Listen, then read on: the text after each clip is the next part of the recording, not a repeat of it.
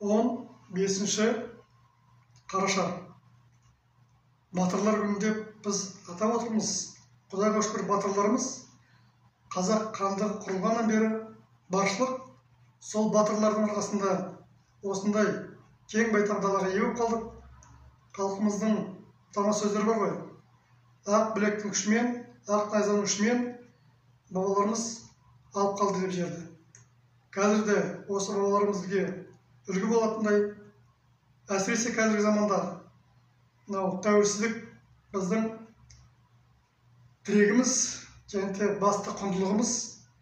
Осы тәуелсіздік жолында біз ұмытпауымыз керек батырлардың ерлігін. Және батырлар күні құтты болсын. Халқымызға әрқашанда біз амандық, бірлік, береке тілейік. Қазір де батырлар бар. Сол батырларды атап өтейік, білейік. Оның бірі әрине біздің Тоқтар Әубәкіров ағамыз.